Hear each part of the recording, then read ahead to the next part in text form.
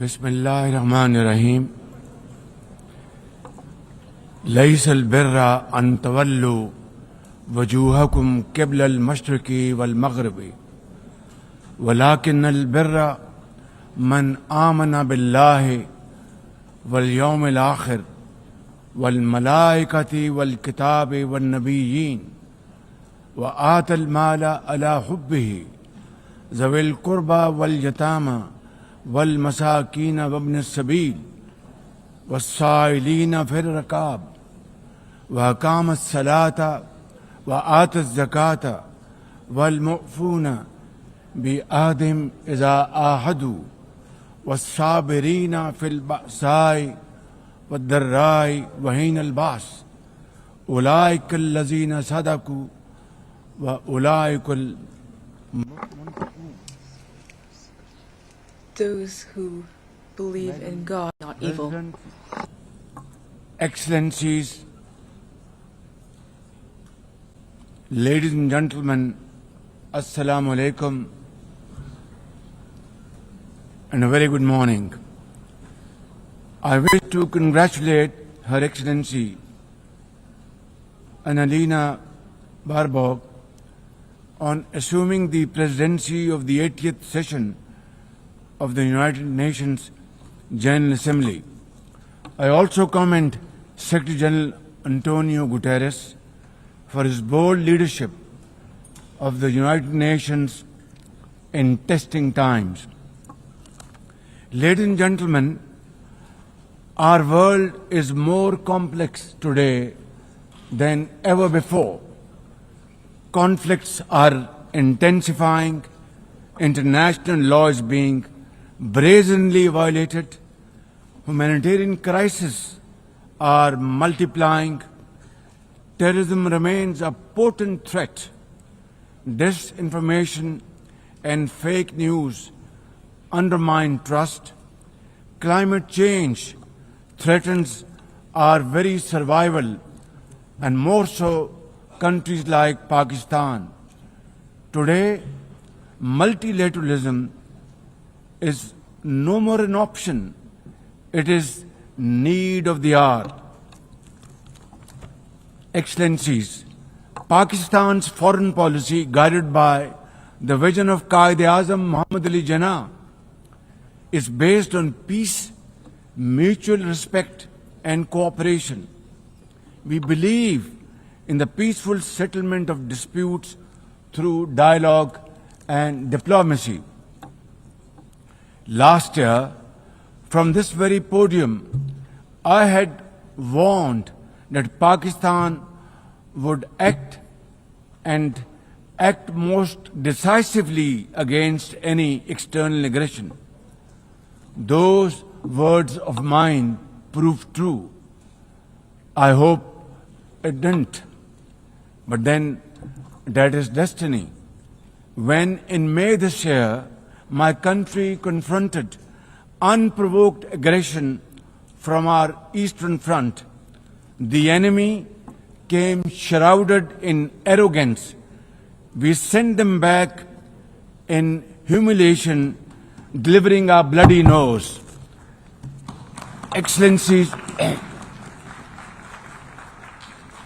India sought to extract political gains from a human tragedy by spurning my sincere offer of an independent international investigation into the Pahalgam incident. Instead, it attacked our cities and targeted our innocent civilians. When our territorial integrity and national security were violated, our response was in accordance with the right of self-defense under Article 51 of United Nations Charter. Our valiant armed forces, under the stellar leadership of Field Marshal Syed Asim Munir, mounted an operation of stunning professionalism, bravery and acumen, repulsing the enemy's attack under Air Chief Marshal Zahir Babar Sidhu. Our falcons took flight and etched their answer across the skies, resulting in 7 of the Indian jets turned to scrap and dust. A decisive response.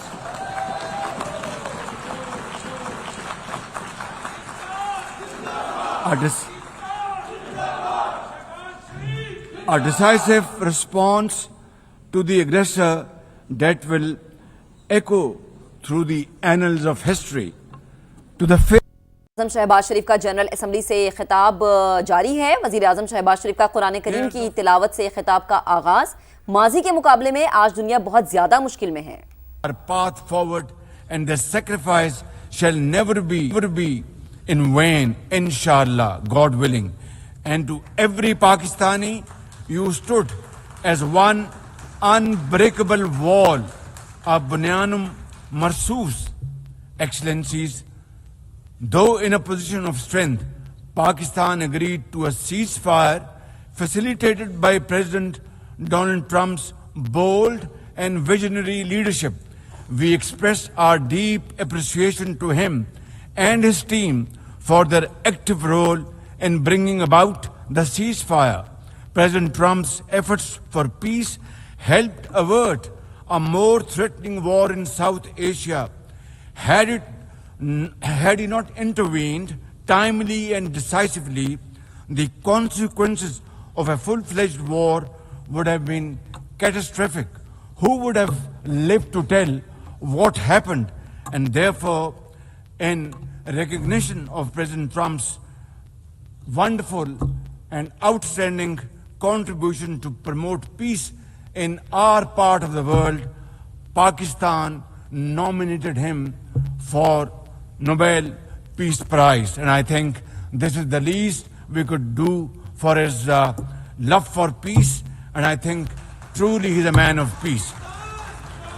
Ladies and gentlemen, we're also grateful to our friends and partners, including China, Turkey, Saudi Arabia, Qatar, Azerbaijan, Iran, UAE, and of course, UN Secretary General for extending their diplomatic support to Pakistan at this crucial time. Excellencies, we have won the war, and now we seek to win peace in our part of the world.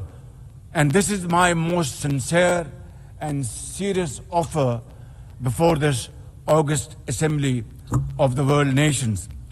Pakistan stands ready for a composite, comprehensive and result-oriented dialogue with India on all outstanding issues. South Asia requires, ladies and gentlemen, proactive rather than provocative leadership.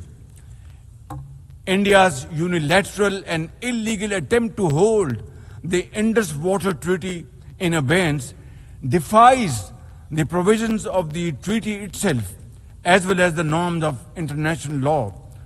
Pakistan has made it abundantly clear, and let there be no doubt once again in anybody's mind, as I said last year in this hall from this podium, we will definitely and ardently defend, inshallah, the inseparable right of our 240 million people on these waters. To us, any violation of this Indus Treaty represents an act of war.